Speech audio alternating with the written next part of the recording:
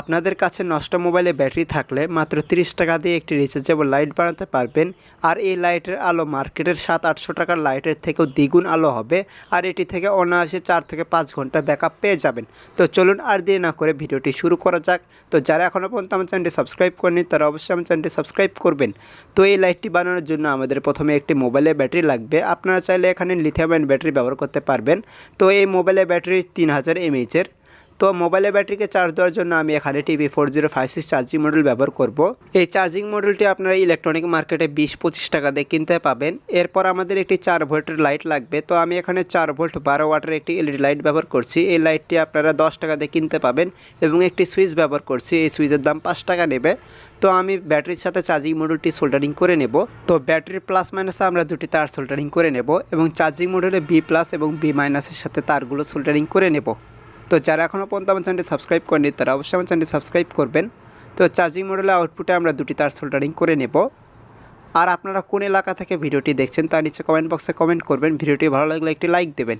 এরপর আমরা লাইটের মাইনাস তারের সাথে আমরা মাইনাস তারটি সোল্ডারিং করে নেব এবং প্লাস তারের মাঝখানে আমরা একটি সুইচ সোল্ডারিং করে নেব। তো কানেকশন একদম সহজ, যে কেউ এই কানেকশন করতে পারবেন। তো আমাদের সুইচটি সোল্ডারিং করে নিলে আমাদের লাইটটি তৈরি হয়ে যাবে।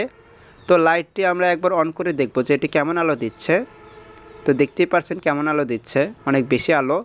তো এখন আমরা লাইটটি এভাবে রাখবো না, লাইটটির জন্য একটি কেসিং বানাবো। তো সেজন্য আমি PVC পাইপের শিট বানিয়ে একটি কেসিং বানিয়ে নেব। আপনারা চাইলে এখানে কার্ডবোর্ড প্লাস্টিকের টুকরো ব্যবহার করতে পারবেন। তো আমি PVC পাইপ এবং সুপারগুলো আঠার সাহায্যে একটি কেসিং বানিয়ে নিচ্ছি।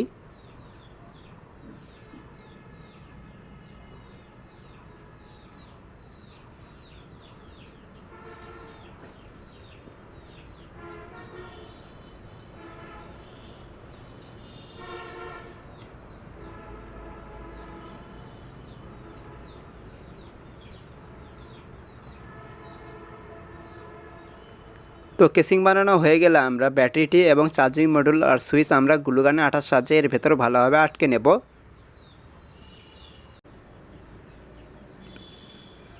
তো ব্যাটারিটি আমরা আঠা দিয়ে আটকে নেব। তো ব্যাটারির সাথে আমরা চার্জিং মডিউলও আঠা দিয়ে আটকে নেব। তো যারা এখনও পর্যন্ত আমার চ্যানেলটি সাবস্ক্রাইব করেনি তারা অবশ্যই আমার চ্যানেলটি সাবস্ক্রাইব করবেন। ভিডিওটি ভালো লাগলে একটি লাইক দেবেন। আর আপনারা কোন এলাকা থেকে আমার ভিডিওটি দেখছেন তার নিচে কমেন্ট বক্সে কমেন্ট করবেন।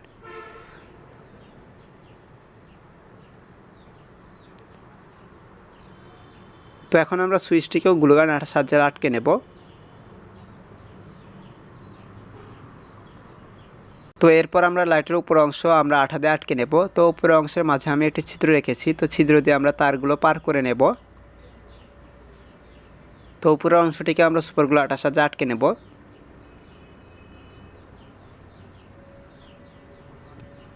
তো এরপর আমরা লাইটটিকেও সুপারগুলো আঠার সাহায্যে আটকে নেব।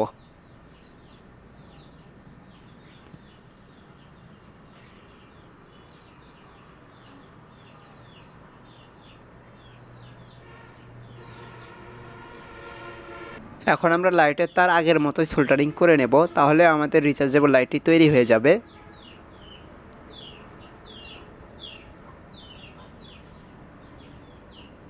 তো আমাদের রিচার্জেবল লাইট তৈরি হয়েছে। তো চলুন এটি পরীক্ষা করা যাক। তো তার আগে এই লাইটটি দেখতে কেমন হয়েছে তা নিচে কমেন্ট বক্সে কমেন্ট করে জানাবেন আমাকে। তো লাইটের উপরে আমি সুইচ রেখেছি এবং লাইটের পাশে আমি চার্জিং পোর্ট রেখেছি। তো এটিকে আপনারা যে কোনো 5 ভোল্টের টাইপ-সি চার্জার দিয়ে এটিকে চার্জ করতে পারবেন। তো চার্জিং অবস্থায় এটি লাল আলো জ্বলবে, চার্জ ফুল হয়ে গেলে এটি নীল আলো জ্বলবে। তো এই লাইটটিকে আমি পরে ফুল চার্জ দিয়ে রাখবো।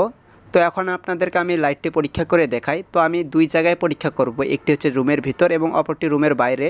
তো রুমের ভিতর আপনারা দেখতেই পাচ্ছেন লাইটটি কেমন আলো দিচ্ছে। তো দেখতেই পাচ্ছেন। তো এখন আমি আপনাদেরকে অন্ধকারে পরীক্ষা করে দেখাই। তো আপনারা আমার সামনে একবারে পুরোপুরি অন্ধকার দেখতে পাচ্ছেন। আর লাইটটি অন করা মাত্রই দেখতেই পাচ্ছেন কেমন আলো হচ্ছে। তো দেখতেই পাচ্ছেন লাইটের কেমন আলো।